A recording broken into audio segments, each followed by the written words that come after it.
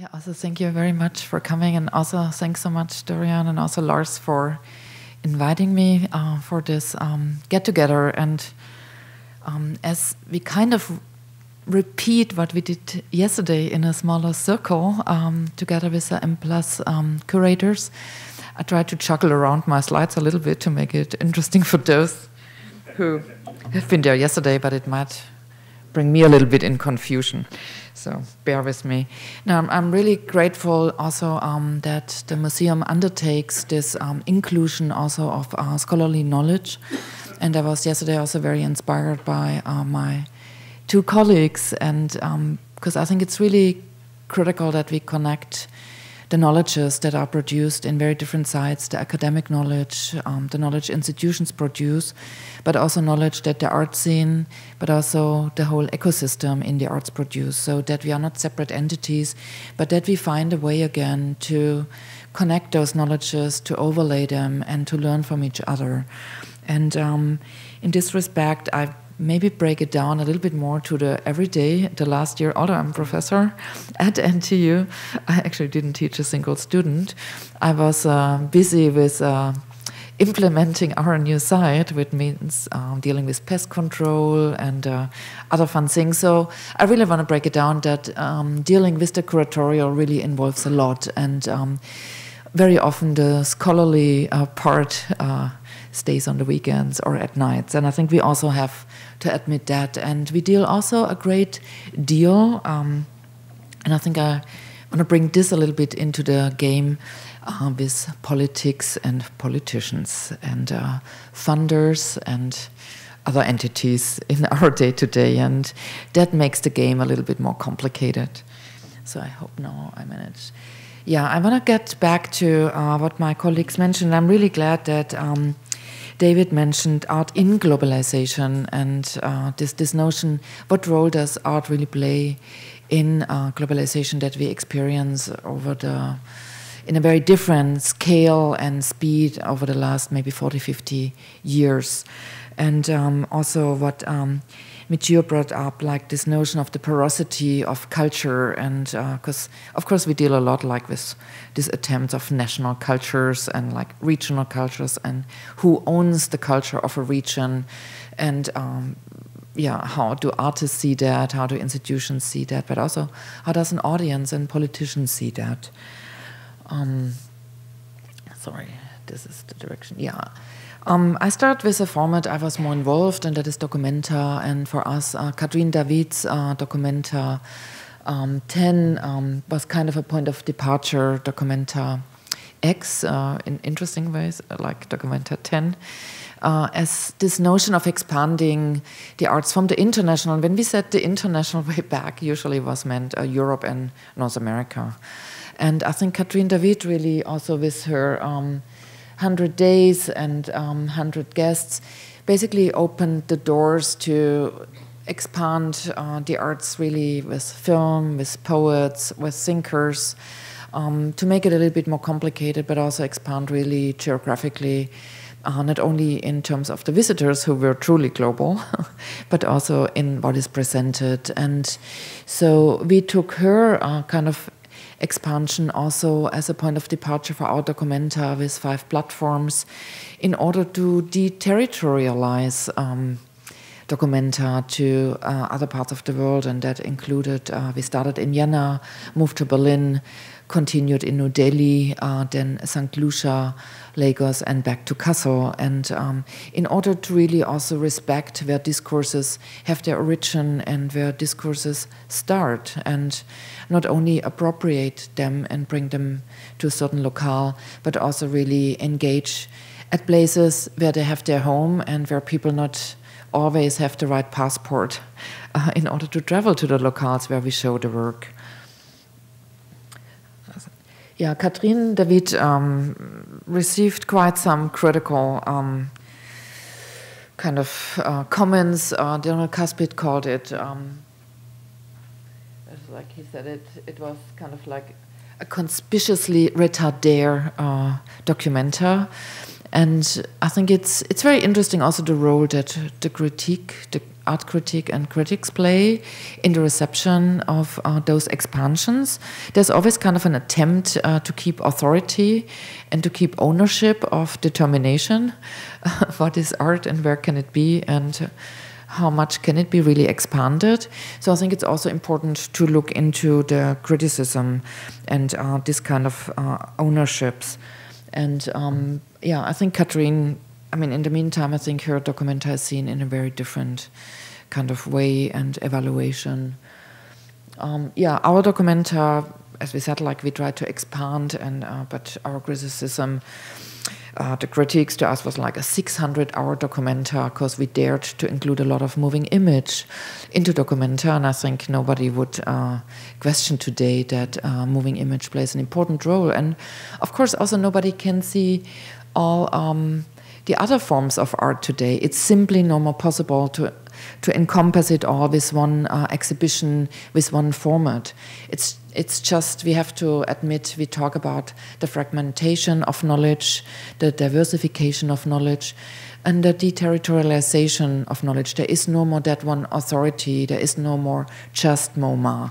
There are like many museums around the world who have to share those knowledges, and also the many scholars and yeah, the many kind of places where this knowledge can be accumulated. And we had the privilege this morning to get a tour through the Asia Art Archive, which really has done an amazing job over the last 15 years to accumulate knowledge of that region that very often had been excluded in other parts of the world. And now we look very respectfully to those places, and actually also very eagerly.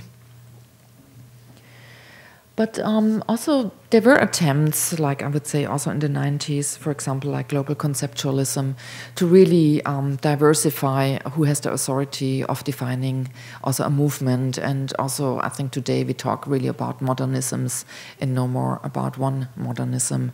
If we talk about this period of art, architecture, and other forms of knowledges in this respect. And so I think we really left this kind of like linear and very limited, geographically determined authorities if it comes to different art forms. Yeah, so we also have this expanding of formats, and Biennales also played, I think, a very important role in this kind of expansions over the last 20, 30 years. I mean, before, of course, most of you know, like the Venice Biennale, and then it was the Sydney Biennale, and also, of course, Sao Paulo Biennale, who played these important roles. But in the meantime, we have more than 200 biennales of contemporary art all over the globe. And what does that mean for our understanding, and who can see those biennales? So, of course, we're talking also now of another kind of fragmentation of knowledges and of authorities. And so there was 2 years ago, an association was formed, which is the World Biennale Forum, that kind of brings those organizations together, similar like SIMAM, which brings museums of modern and contemporary art, one could say now, together to share the debate of the challenges also of those formats, and that those institutions are facing. And of course, we also deal with a much bigger appreciation of politicians towards art, and that's a good thing, and sometimes it's not such a good thing, and but we have to deal with it. And of course also the political sector sees the arts in the meantime also as a form of soft diplomacy, and of course we have to reflect also what does this mean to us as the producers of culture. And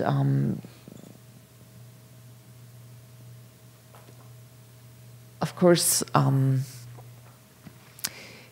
also biennales have become institutions in themselves in the meantime, and with all its challenges, I mean, they are almost as steady formats as museums are today. And of course, they all also invest in their survival and sustainability. And I think sometimes they lose their radicality and the dynamics they had at the first place to actually challenge what is art production or what is collected, etc. So we talk now much more also about like kind of a freezing moment in those formats, and we have to address that, of course, too. Sorry, I go backwards. Like. Yeah, but what we tried to do when Huan Ru and I had the privilege to be invited to direct the first edition of this forum, we invited the Korean artist to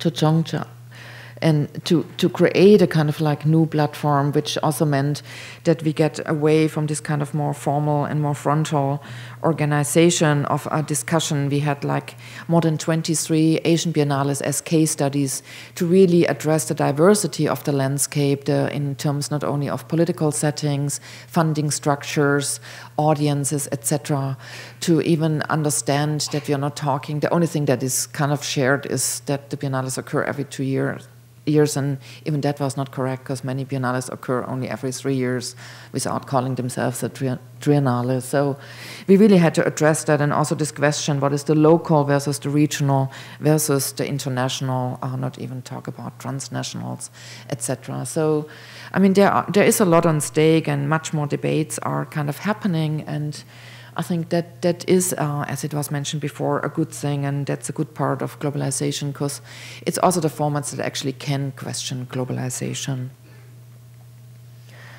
And I think this kind of new debates and this expanded settings of exchanges are very critical, and of course that also means an expansion to include much more thinkers from other disciplines. And for example, in the case of this first edition of the Biennale Forum, we had not only invited like thinkers like Wang Hui from China, who talked more about like the effects, like what happened after Tiananmen, but also in terms of democracy and art production, but also a thinker like Chantal Mouffe, who is highly critical towards globalization and also this expansion of biennales. And I think it's really important to have this kind of critical questions within our doors, within our walls, and have this sometimes also painful debate. It's not always so positive, and I think it's really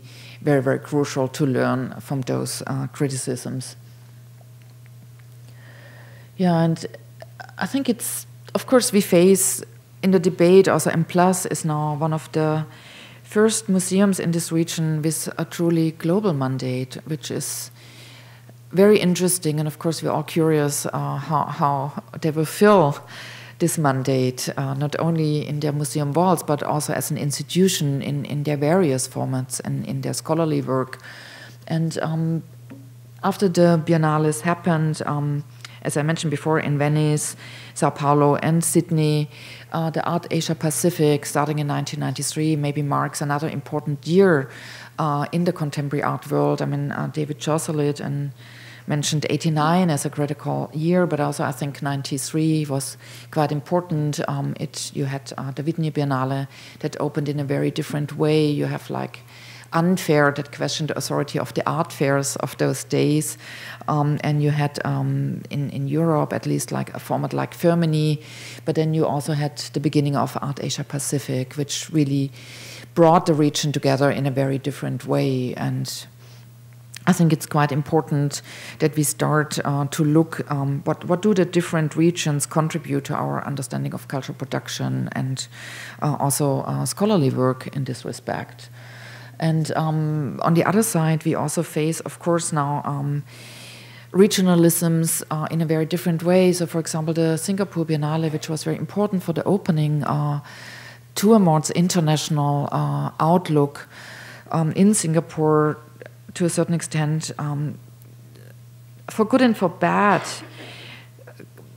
came down to a much more regional kind of question. I mean, like 27 curators kind of tried to determine what is Southeast Asia. And I think it was to a certain extent very good. To another extent, it also shut down some openings. But nevertheless, it happened. And the question is, what do we learn from that? What does that mean again for the kind of exchanges that are happening? And of course, we talk about a very complex region when we talk about Southeast Asia, and it's slightly different when we talk about, like, because there's always this kind of like game competitiveness between Hong Kong and Singapore, and of course they are very different in terms of their geographical setting, although they were both departing from similar kind of colonial structure with under British rule. And I mean, in the case of Singapore, the surrounding is such a diverse setting politically, like in terms of economical structures, but also language-wise. I mean, there's such a diversity of languages spoken. It's very, very difficult to come to a kind of like overlapping notion of culture. And I'm very curious how the Singapore, the new National Gallery that opens next year will deal with this kind of mandate in a very complicated and complex region. And then, of course, we deal also about publics, and we deal with audiences. And yeah, I bring in a museum that, to me, was a very early global player, and it was actually the occasion when I met Lars. And he was then the director of the Louisiana Museum of Modern Art, and it was a big privilege to have been invited by him for an exhibition in 1996, and now here, when the whole museum emptied itself to really reopen itself to the contemporary. And it was my first museum show before working more for an artist-run space and not-for-profit on a much smaller scale. And I think it's also important to learn about audiences and publics and responsibilities if we deal with bigger formats and bigger audiences. And it's always good to be very radical on a small scale, but how do we deal with this when we have to address larger audiences, and also respect that they come in with different knowledges and without looking, we know it all and we tell you what's on stake, and really be open to a true exchange. And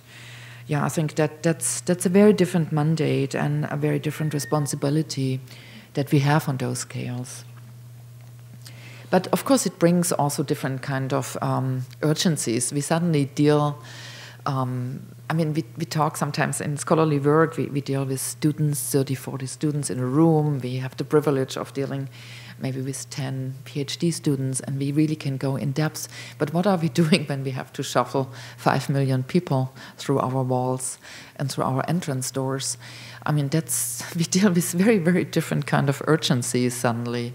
And how do we address that to still give dignity to the art that we are showing, and still give dignity to the audience that is coming to see this kind of work? How do we deal with these challenges? And you see the expansion and the interest in art that happened over the last 20 years, and that's really new challenges. And how does the art survive this, and how do institutions survive this, and how do institutions who are much smaller and survive this, because suddenly they are under pressure to generate those numbers that they even maybe can't manage.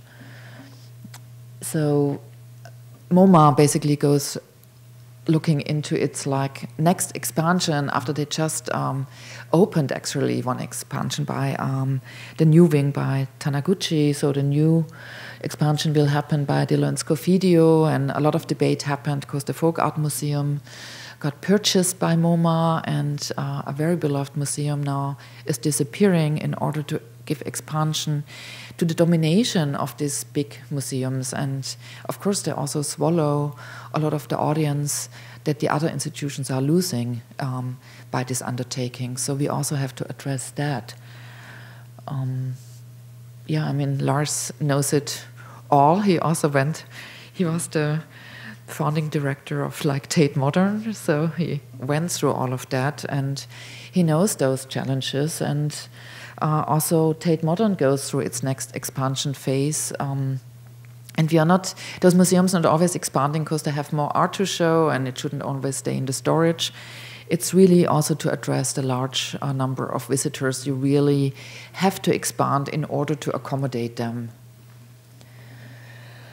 Yeah, and before we talked about the market, yeah, that's a challenge to the art world, but today we talk about markets and we talk about secondary markets also. So the game got much more complicated and we have so many more players in those markets and so many more buyers in those markets, and that complicated everything even further. And we have now franchising not only of museums but also of art markets and art fairs all over the world. And as we see, I mean, Art Basel, for me it's always amazing that you say, oh, Art Basel, but you also mean actually Hong Kong, or you mean Miami Beach, or...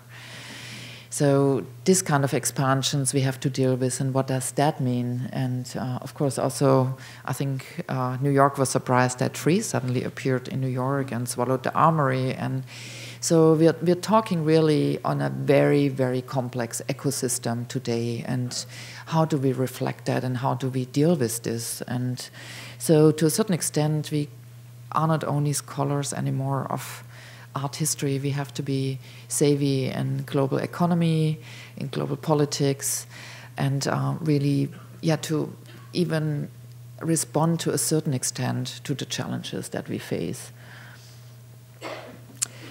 Yeah, I mean, as I mentioned already, museums are franchising, so what does that mean?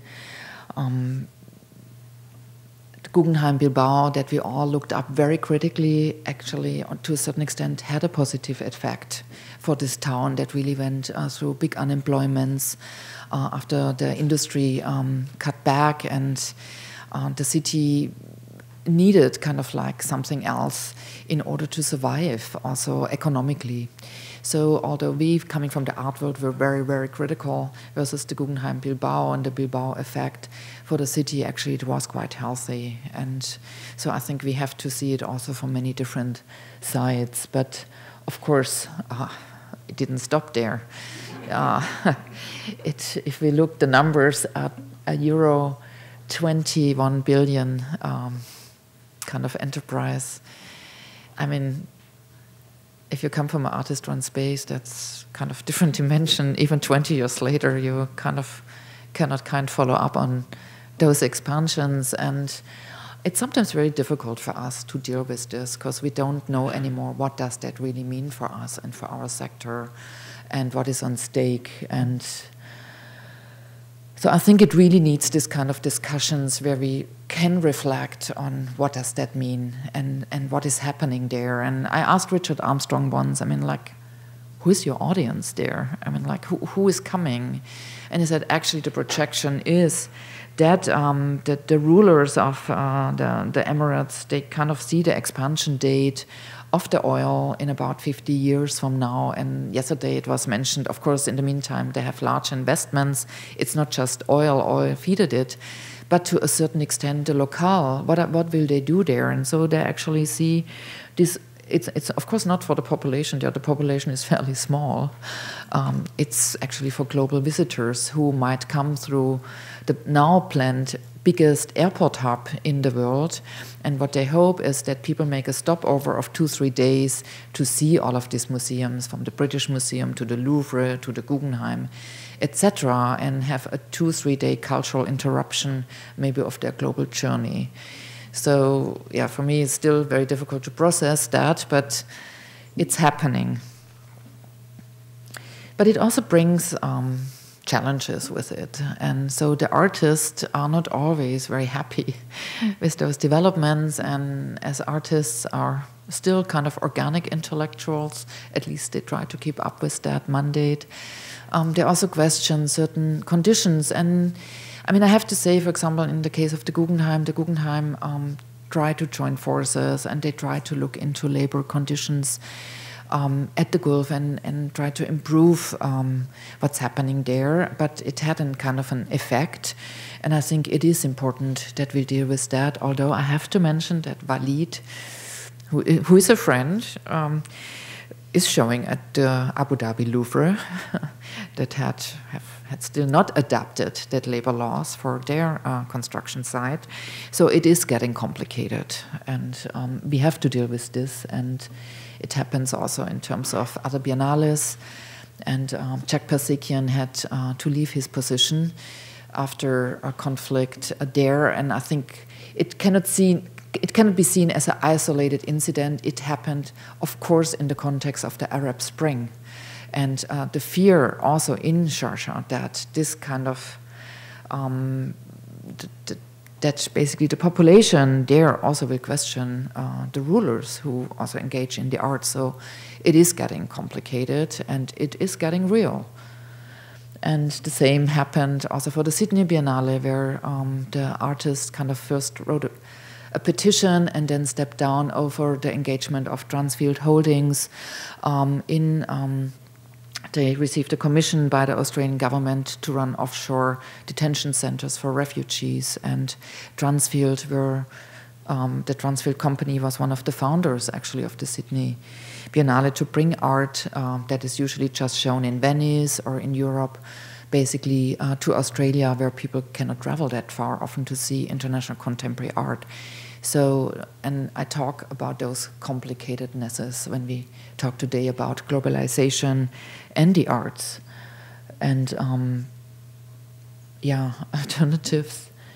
I mean, sometimes it is the small scale, and we have to look what is happening on the ground, and we have to make sure that being in this more global setting, being more large-scale global players, that we really still nurture the small scale, like really artists who have the feet on the ground, artist-run spaces, small non-for-profits, and don't lose the dialogue with them and really open our doors to them. And I think it's really, we can't lose this healthy dialogue.